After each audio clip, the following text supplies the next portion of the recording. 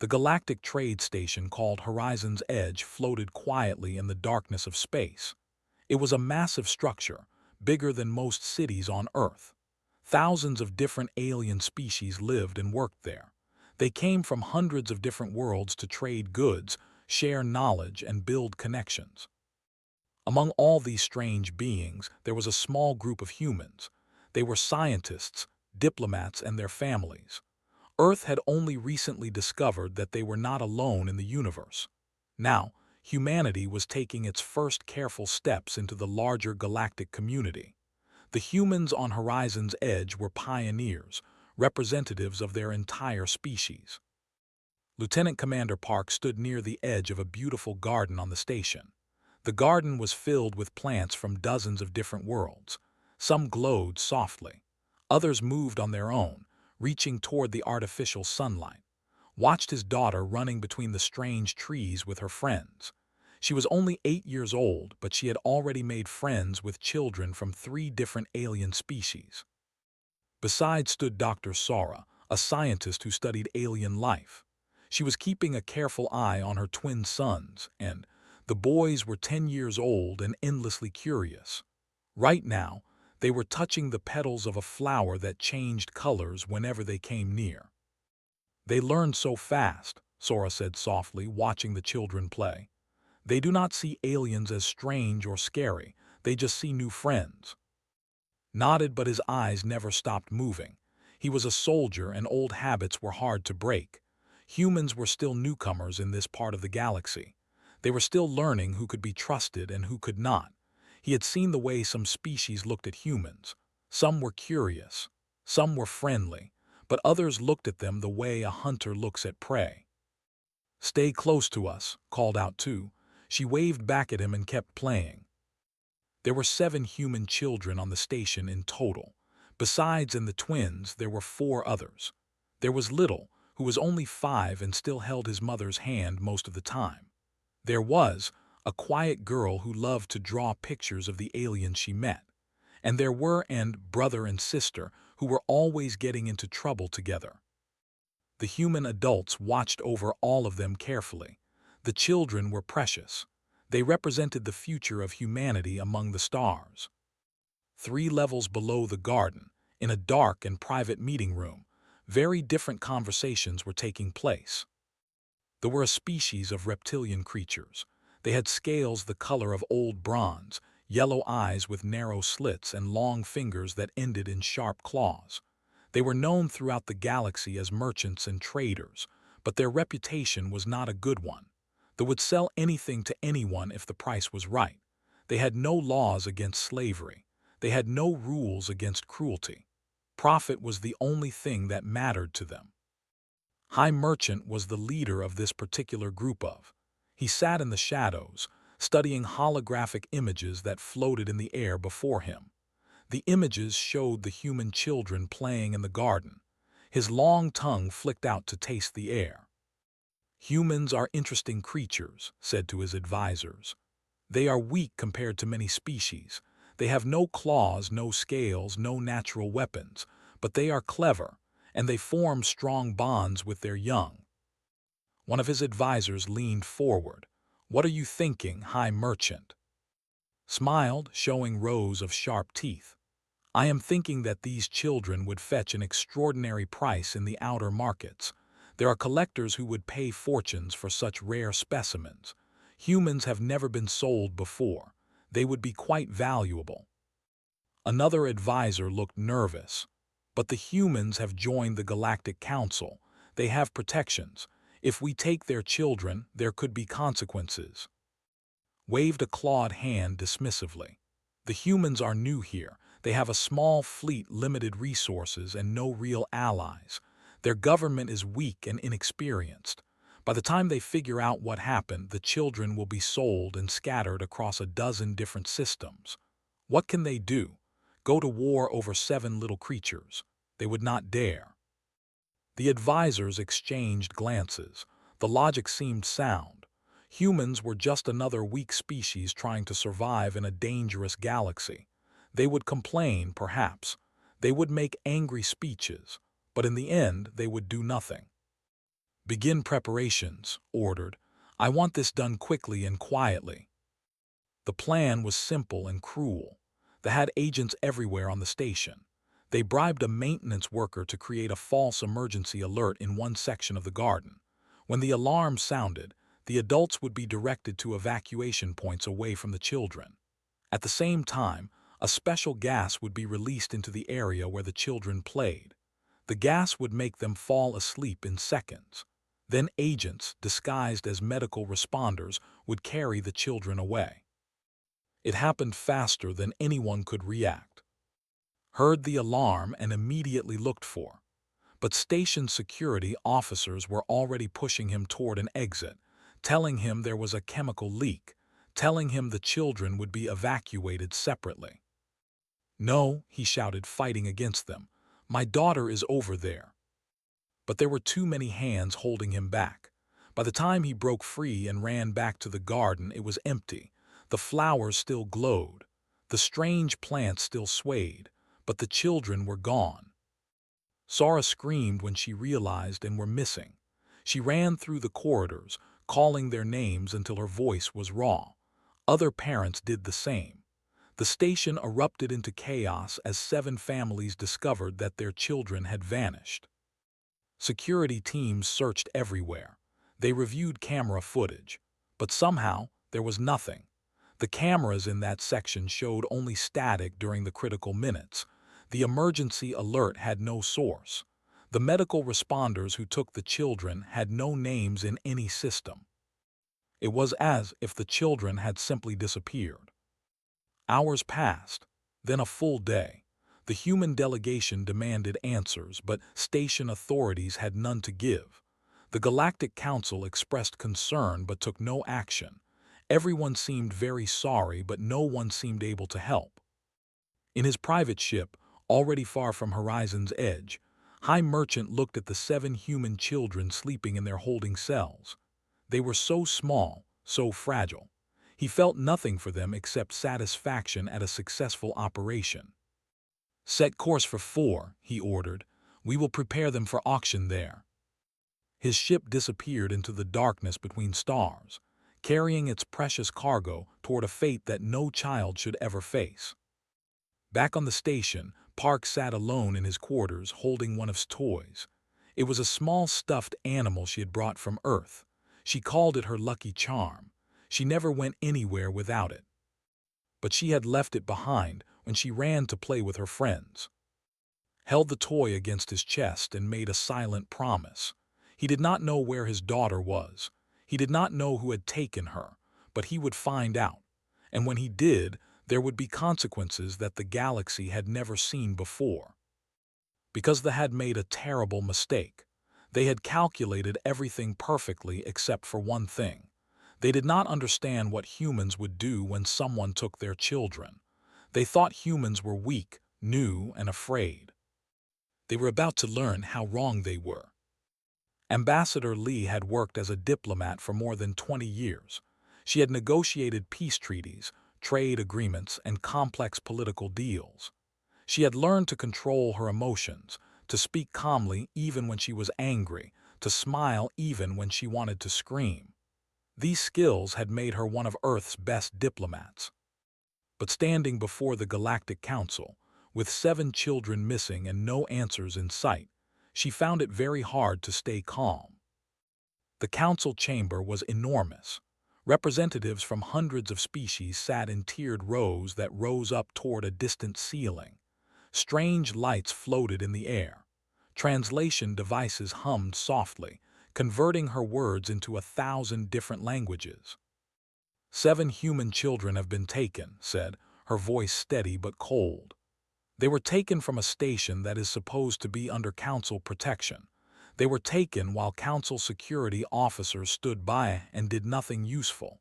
We demand immediate action. The chamber filled with murmurs and whispers.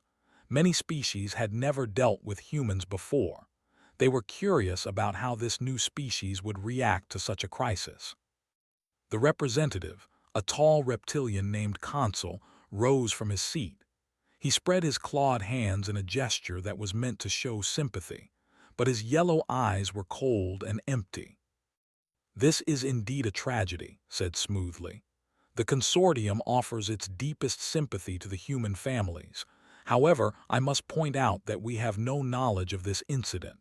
Perhaps the humans should look at their own people. Perhaps these children simply wandered off. Perhaps there was an accident." Felt her jaw tighten. She recognized lies when she heard them. 20 years of diplomacy had taught her to read faces, even alien faces. Knew something. She was sure of it.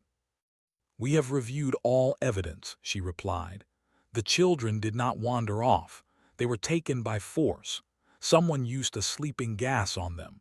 Someone disabled the security cameras. This was planned and executed by professionals." Shrugged his scaled shoulders. "Even if that is true, it does not mean they are involved. There are many criminals in the galaxy, many groups that trade in unfortunate goods. Perhaps you should investigate them." Wanted to walk across the chamber and tear the truth out of him. But she was a diplomat. She had to play by the rules, even when the rules seemed designed to protect the guilty. "We will investigate everyone," she said coldly. "And when we find who is responsible, there will be consequences." The council session ended with promises of cooperation that meant nothing. She walked out of the chamber feeling frustrated and angry. The galaxy was vast. The children could be anywhere, and every hour that passed took them further from safety. Meanwhile, far from the council chambers, a different kind of investigation was taking place. Commander served aboard the human research vessel Horizon Star. It was a small ship, designed for exploration rather than combat, but was not just a scientist. Before joining the exploration program, he had spent 15 years in military intelligence. He knew how to find information that others wanted to keep hidden. When he heard about the missing children, he activated old contacts throughout the station. He spoke with traders, maintenance workers, and information brokers. He spent money freely, buying small pieces of data from anyone who would sell them. 3 days after the kidnapping, he received a message from an unexpected source. The message came from a being named Whisper. Whisper belonged to a species called the Felon, who looked somewhat like the cats of Earth. They had soft fur, pointed ears, and eyes that seemed to see everything. The Felon had suffered greatly under exploitation for many generations. They had no love for the reptilian merchants. Met Whisper in a dark corner of the station's lower levels. The Felon's holographic image flickered in the dim light. "I know where the children are," Whisper said without any greeting. His voice was soft, barely above a whisper, which was how his species had gotten their common name. "I am telling you this because they are monsters. They have hurt my people for centuries. I want to see them punished." Leaned forward. "Where are they?" "A moon called 4. They have a black site prison there. It is hidden, heavily defended, and completely illegal. They use it to hold valuable goods before auction." Whisper paused, and his ears flattened against his head. "The children are being held in cages, Commander. They are displayed like animals for buyers to examine." Something cold and terrible settled in his chest. He thought of his own son, Minyu, safe on Earth. He imagined his boy locked in a cage, frightened and alone, while aliens walked past and decided how much money he was worth. His hands began to shake. "How long until the auction?" he asked. 6 standard days. After that, the children will be sold and scattered across the galaxy. You will never find them all." 6 days. It was not much time. Earth was far away. The human fleet was small, and 4 was deep in territory that humans had never entered before. But none of that mattered. "Thank you," said to Whisper. "Your people will not be forgotten when this is over." Whisper's image flickered. "Just make them pay, Commander. Make them pay for everything." The hologram disappeared and immediately opened a secure communication channel to Earth. It took several minutes for the signal to travel across the vast distance of space. When the connection was established, he found himself looking at the stern face of Admiral Bay. was the commander of Earth's defense fleet. She had gray hair cut short, eyes that had seen decades of conflict, and a reputation for being absolutely fearless. She was also a grandmother who kept pictures of her on her desk. "Commander," she said, "I have been expecting your call. What have you found?" Told her everything. He told her about four, about the cages and the auction. He told her about the 6-day deadline. Listened without interruption. Her face remained calm, but could see something changing in her eyes. It was the same cold fury he had felt when he heard the truth about the children. When he finished speaking, was quiet for a long moment. Then she said simply, "I will handle this. Keep gathering intelligence. We will need everything you can find about Four's defenses." Admiral said carefully, "Earth's fleet is not large. Four is heavily defended, and the Council may not approve military action." His eyes narrowed. "Commander, those children are in cages. They are being sold like property. I do not care about the Council's approval. I do not care about the size of our fleet. We are going to get those children back, and we are going to teach the galaxy what happens when someone takes human young." She leaned closer to the screen. "They think we are weak because we are new. They think we are afraid because we are small. They are about to discover that there is nothing more dangerous in this universe than a human protecting a child." The communication ended and sat back in his chair. He had served under many commanders in his career, but he had never heard anyone speak with such absolute certainty. For the first time since the children disappeared, he allowed himself to feel hope. Because Admiral Bay had just declared war. Not officially, not with speeches and proclamations, but in her heart, in her soul, the decision had been made. And knew, with complete certainty, that they had no idea what was coming for them. Admiral Bay had served humanity for 40 years. She had commanded ships through asteroid fields and solar storms. She had faced down pirates, negotiated with hostile aliens, and led her crews through situations that should have killed them all. She had earned every medal, every rank, every scar that marked her body and soul. But nothing in her long career had prepared her for the rage she felt when she saw the images from Four. Her intelligence teams had managed to obtain visual data from inside the prison. The images showed 7 small figures huddled in metal cages barely large enough for animals. The children looked thin, frightened, and dirty. Little, the youngest, was curled up in the corner of his cage, crying silently.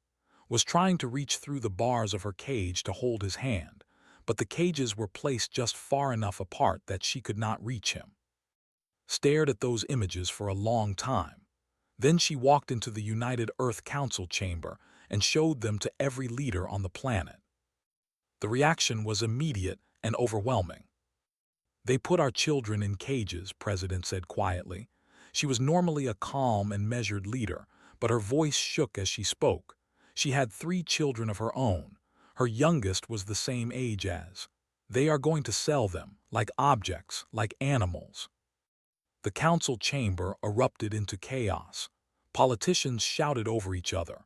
Military advisors demanded immediate action. Diplomats warned about consequences and international relations. Admiral let them argue for exactly 3 minutes. Then she slammed her hand on the table so hard that the sound echoed through the chamber. "Enough," she said. Her voice was not loud, but it cut through the noise like a blade. Everyone fell silent. "We can debate this forever," continued. "We can discuss politics and diplomacy and careful strategies. We can worry about what the galaxy thinks of us, or we can accept a simple truth." She pointed at the holographic images of the caged children. "Those are our children. They are terrified. They are alone. And in 6 days they will be sold to the highest bidder and we will never see them again." She looked around the room, meeting every pair of eyes. "I am not asking for permission. I am telling you what is going to happen. The 7th Expeditionary Fleet will mobilize within 24 hours. We will travel to 4. We will destroy anyone who stands in our way, and we will bring those children home." President stood slowly. "What do you need?" Everything, replied. Every ship that can fly, every soldier who can fight, every resource we can spare. This is not just a rescue mission. This is a message. The galaxy needs to understand that human children are not merchandise. They are not bargaining chips. They are protected by the full might of our species. The president nodded. You have it, all of it. Within hours, the mobilization began. Across Earth, the news spread like wildfire. 7 children had been taken by aliens. 7 children were locked in cages on a distant moon. The human government was going to war to bring them back. The response was unlike anything anyone had expected. Parents who had never served in the military volunteered by the thousands. They showed up at recruiting stations, at shipyards, at government buildings. They were not trained soldiers. They were teachers, doctors, engineers, farmers, and shopkeepers. But they all said the same thing when asked why they had come. Those could be our children. Retired soldiers came out of their comfortable lives and reported for duty. Scientists who had sworn never to work on weapons began designing new defense systems. Factory workers agreed to extra shifts without asking for more pay. Entire industries reorganized themselves to support the war effort. Ships that should have taken months to repair were ready in days. Equipment that should have taken weeks to manufacture was completed in hours. The entire planet worked together with a focus and intensity that amazed even the humans themselves. Ambassador Lee was recalled from the Galactic Council to observe the preparations. She stood on an observation deck above one of Earth's largest shipyards, watching vessels being loaded with troops and supplies. Beside her stood a Pelian diplomatic observer named Saren. The Pelians were a peaceful species who had watched humanity with curiosity since first contact. Saren had soft blue skin, large eyes, and a gentle manner, but right now she looked deeply disturbed. I do not understand, Saren said. Your fleet is small compared to the forces. Your species is new to space travel. The logical response would be to negotiate, to seek allies, to build your strength over time. Why are you throwing everything into this one mission? Smiled, but there was no warmth in it, because they took our children. But it is only 7 children. Your planet has billions of people. Surely the rational calculation would be to accept this loss and protect the greater population from the risks of war. Turn to face the Pelian directly. You want to understand humans. Then understand this. We do not make rational calculations when it comes to our children. Every single one of those 7 children is worth more to us than all the ships in our fleet. We would burn entire star systems to bring them home. Saren's large eyes widened. That seems extreme. It is extreme. It is irrational. It is absolutely insane by any logical standard. His voice softened slightly. But that is what makes us human. Our children are not statistics. They are not acceptable losses. They are the most precious things in our existence, and anyone who threatens them will discover what we are truly capable of. Colonel Shin was the commander of the Marine forces assigned to the mission. He was a large man with a face and hands that had seen countless battles. He stood before his troops in the loading bay of the carrier ship Victory's Hope and looked at the faces watching him. You all know why we are here, he said. 7 children, 7 little kids who should be safe at home, playing with their friends, annoying their parents, living their lives. Instead, they are locked in cages on a hostile world, waiting to be sold like property. He paused and let the anger build in the room. They think we are weak. They think we are too new, too small, too afraid to fight. They think they can take whatever they want from us and we will just complain to the council and accept our losses. His voice dropped to a dangerous growl. They are wrong. 2,000 Marines roared their agreement. The sound shook the walls of the loading bay. We are going to show them what happens when you threaten human children, continued. We are going to tear through their defenses like they are made of paper. We are going to find those kids and bring them home. and anyone who tries to stop us will discover that there is no force in this galaxy more dangerous than humans protecting their young." Another roar. The Marines began checking their weapons, testing their armor, preparing for the battle ahead. Far across the galaxy, on the moon called 4, High Merchant had no idea that an entire species was coming for him. He was busy reviewing the final auction preparations, calculating the profits he would make from selling 7 small human specimens. He had made many calculations in his long career. He had calculated risks and rewards, costs and benefits, probabilities and outcomes. He considered himself an expert at understanding other species and predicting their behavior. But he had made one fatal miscalculation. He had assumed that humans were like other species, that they would weigh the costs of war against the value of 7 children and decide that the price was too high. He was about to learn that when it came to their children, humans did not calculate at all. They simply acted, and their actions would shake the foundations of the galaxy. The fleet launched on schedule. 12 warships, 3 carrier groups, 2,000 Marines, and enough firepower to level a small planet. But the true weapon was not the ships or the guns. The true weapon was the fury of a species that had been pushed too far. And that fury was coming for 4. The prison complex on 4 was built to be unbreakable. It sat in the center of a barren, rocky landscape, surrounded by automated defense towers that could shoot down anything that moved. 3 heavily armed patrol cruisers circled the moon constantly, scanning for any approaching vessels. Energy shields protected the entire facility, strong enough to withstand bombardment from an entire fleet. High Merchant felt completely safe as he walked through the corridors of his fortress. He had spent decades building this place. It was his masterpiece, a hidden facility where he could conduct business that even the government did not officially approve of. From here, he had sold weapons, information, and living beings to buyers across the galaxy. No one had ever found this place. No one had ever threatened it. He stopped in front of the holding cells where the human children were kept. They were still in their cages, smaller than before from lack of proper food. The youngest one had stopped crying. He just sat in the corner of his cage, staring at nothing, as if his mind had gone somewhere far away to escape the horror of his situation. Felt nothing when he looked at them. They were merchandise, nothing more. "The buyers are very excited," his assistant reported. "We have already received bids from 17 different parties. The current highest offer is 100 million credits for the complete set." "Good," said, "but I expect the final price to be much higher.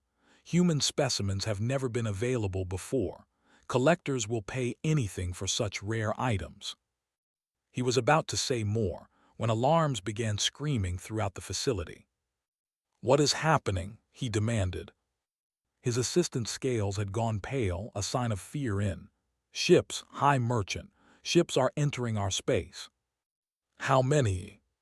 15 vessels, human configuration." The assistant swallowed hard. "They came out of faster-than-light travel directly inside our defense perimeter. They skipped all of our early warning systems." Felt the first touch of unease. That is impossible. The navigation calculations for such a precise jump would take weeks to complete. No species would risk such a dangerous maneuver. They did not calculate, High Merchant. They just jumped. Rushed to the command center.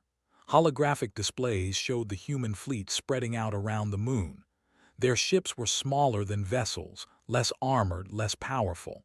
By any objective measure, the forces should easily defeat them. But there was something wrong, something that made ancient survival instincts scream warnings. The human ships were not behaving like rational military vessels. They were not taking defensive positions or waiting for negotiations. They were moving with absolute purpose, spreading out to surround the facility, cutting off every possible escape route. They were hunting. Then a voice cut across every communication channel, every speaker, every device capable of receiving signals. It was a female voice, calm and cold as the void between stars. "This is Admiral Bay of the United Earth Navy. You have taken human children. You have caged them like animals. You plan to sell them like property." A pause. Every being in the facility held their breath. "I am giving you one chance only. Release the children unharmed. Surrender yourselves for judgment. Do this now and you will live to see trial." Another pause. "Refuse and I will reduce your fortress to ash. There will be no negotiation. There will be no second warning. There will be no mercy." The message ended. Silence filled the command center. Advisors looked at him, waiting for orders. He could see fear in their eyes, but had not survived this long by giving in to fear. He was a high merchant of the consortium. He did not surrender to anyone. "Launch the cruisers," he ordered. "Destroy these human ships. Show them what happens when inferior species challenge their betters." The 3 cruisers moved to intercept the human fleet. They were massive vessels, each one carrying enough firepower to devastate a small continent. Their commanders were experienced warriors who had won dozens of battles. The battle lasted 11 minutes. The human ships did not fight like any enemy they had ever faced. They did not maintain safe distances or conserve ammunition or protect their own vessels. They attacked with suicidal aggression, throwing themselves at the cruisers with complete disregard for their own survival.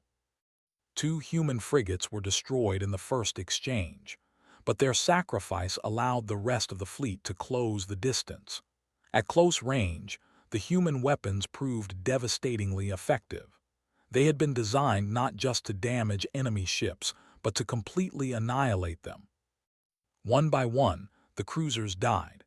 They exploded in brilliant flashes of light that could be seen from the surface of 4. Then the human fleet turned toward the fortress. "Get me more ships," screamed at his communication officers.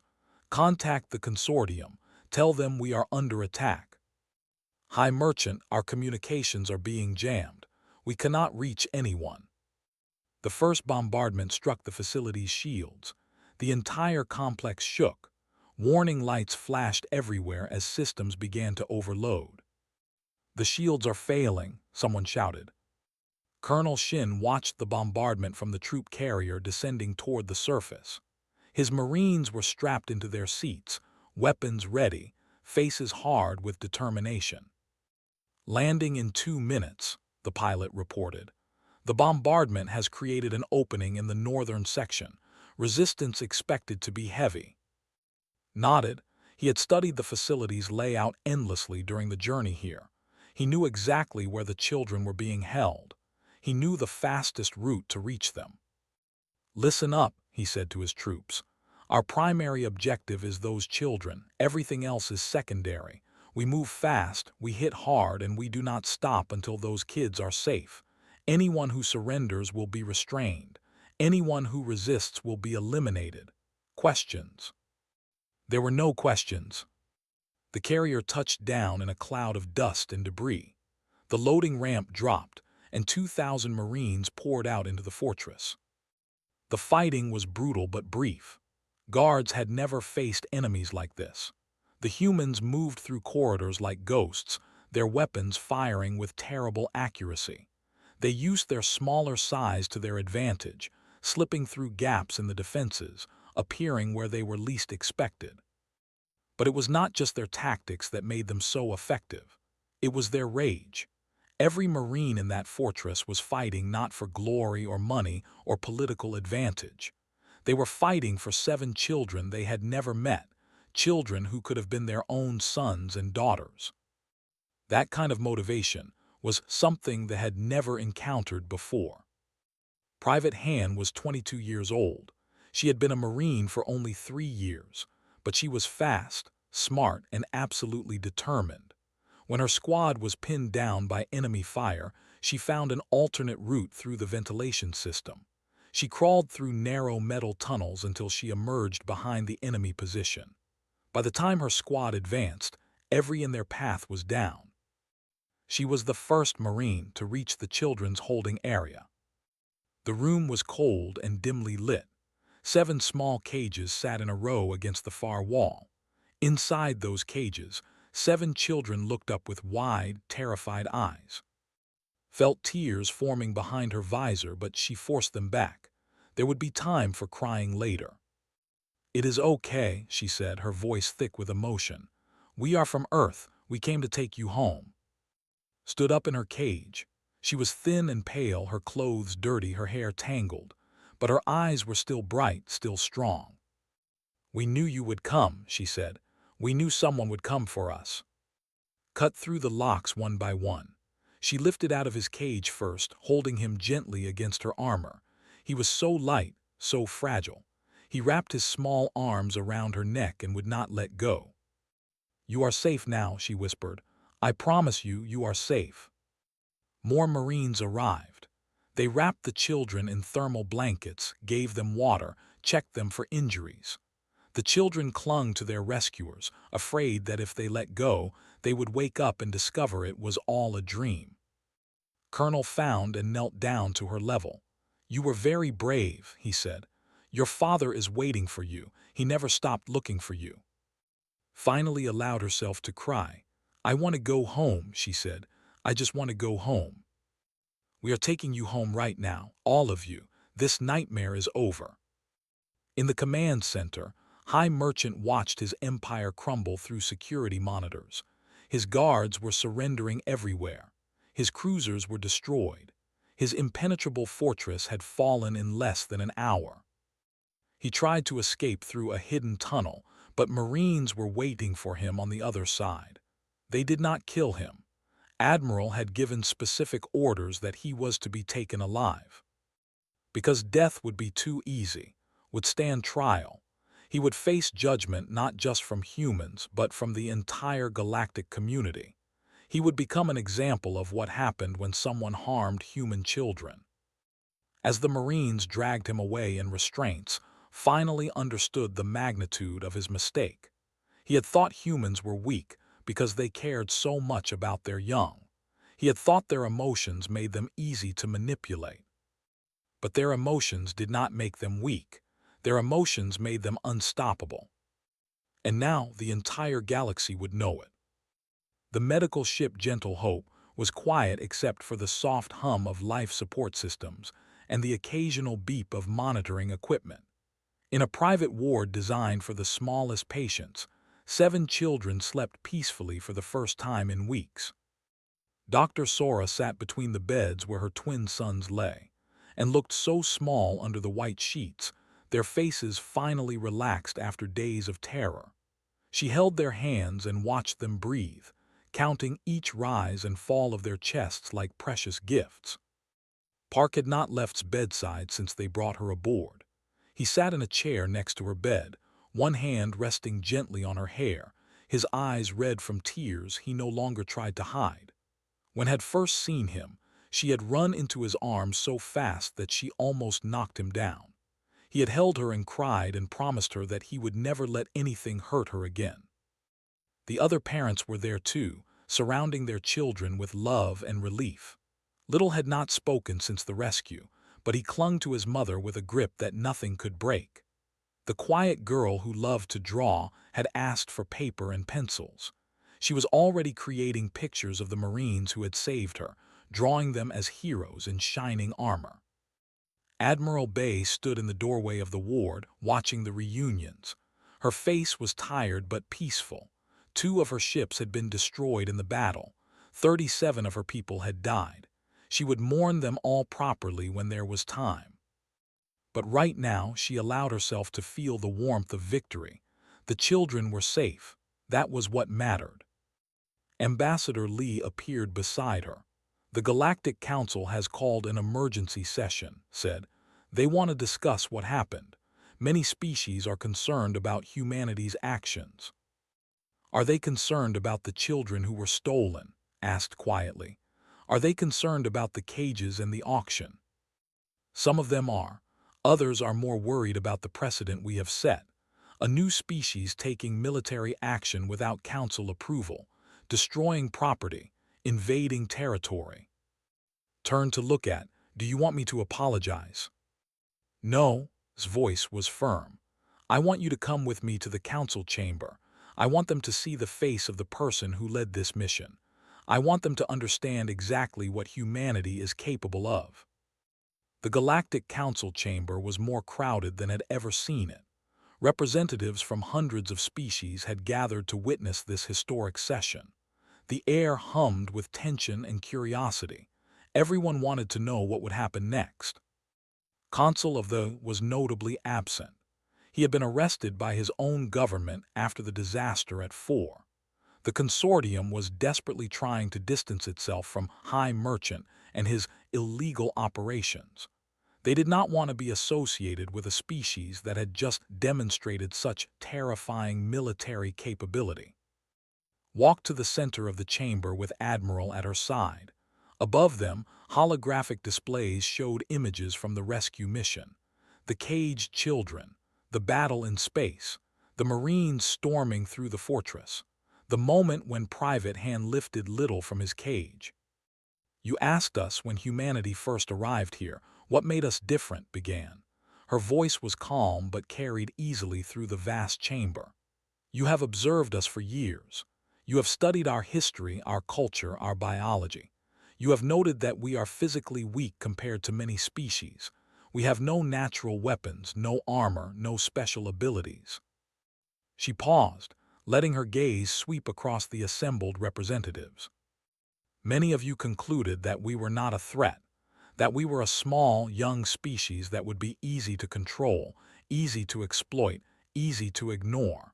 They certainly believed this. They thought they could take our children and face no consequences. The holographic display shifted to show High Merchant being led away in restraints. They were wrong. Stepped closer to the section of the chamber, even though their representative seat was empty. Let me tell you what happened when we discovered that our children had been taken. Within 48 hours, we mobilized an entire fleet. Not because we had prepared for this scenario, not because we had war plans ready, but because every person on our planet, every single human being, understood instinctively what needed to be done. She gestured to the images of the volunteers flooding recruitment stations. Parents who had never held a weapon volunteered to fight. Scientists abandoned their research to build weapons. Workers gave up their sleep to prepare ships. We did not calculate the costs or weigh the risks. We did not debate politics or worry about consequences. Our children were in danger and we acted. Her voice hardened. We crossed distances that should have taken weeks. We performed navigation maneuvers that most species would consider suicidal. We attacked a fortified position with inferior numbers and won. And we did all of this for 7 children. 7 small lives that some of you probably consider insignificant in the grand scheme of galactic politics. She shook her head slowly. You do not understand us at all. Turned to face the entire assembly. Humans do not calculate the value of our children. We do not weigh their worth against political convenience or economic advantage. Every single child is precious to us. Every single child is worth more than all the ships in our fleet, all the resources on our planet, all the power we might ever gain. She pointed at the image of Holding's hand through the bars of their cages. When we saw our children in cages, we did not feel fear. We did not feel hesitation. We felt rage. A rage that is older than our species, older than our civilization, older than thought itself. It is the rage of every parent who has ever lived, the fury that burns in us when something threatens our young. Her voice rose slightly. That rage does not listen to reason. It does not care about odds or politics or consequences. It only knows one thing: protect the children at any cost. She let silence fill the chamber for a long moment. So here is my message to the galaxy. You may trade with us. You may partner with us. You may even disagree with us. We are a reasonable species most of the time. We can negotiate, compromise, and find common ground. Her eyes hardened into something cold and dangerous. But our children are off limits, forever. There is no negotiation on this point. There is no compromise. If you touch our children, if you threaten them, if you harm them in any way, we will come for you. We will not send a diplomatic complaint. We will not seek counsel mediation. We will send everything we have, and we will not stop until those responsible are utterly destroyed. She turned to look at the empty seat. They learned this lesson at great cost. 3 cruisers destroyed, a fortress reduced to rubble, a high merchant facing lifetime imprisonment, all because they thought they could cage human children without consequences. She faced the assembly one final time.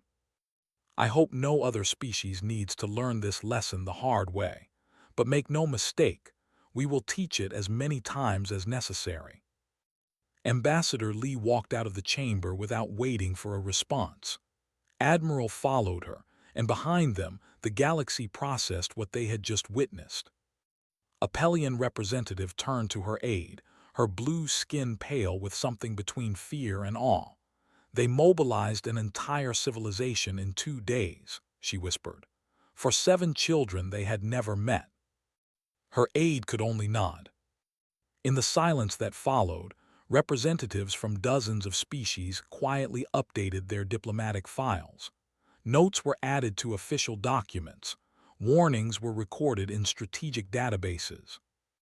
Do not threaten human children, under any circumstances, for any reason. Because humans did not negotiate when it came to their young, they did not calculate, they did not hesitate. They only responded with the full, terrible, unstoppable fury of a species that had evolved to protect its children at any cost. Far away on the medical ship Gentle Hope woke from a peaceful sleep. She looked up at her father, still sitting beside her bed, still holding her hand. "Daddy," she said softly, "I had a dream that you came to save me." Park leaned down and kissed her forehead gently. "It was not a dream, little one. We came, all of us. The whole world came for you." Smiled and closed her eyes again. "I knew you would," she murmured as sleep took her once more. "I always knew." Outside the window, the stars stretched endlessly into the darkness. Somewhere out there, hundreds of species were learning a new truth about the universe. There were many dangerous things in the galaxy: warlike empires, ancient weapons, cosmic disasters. But there was nothing more dangerous than a human protecting a child. And now the galaxy would never forget it.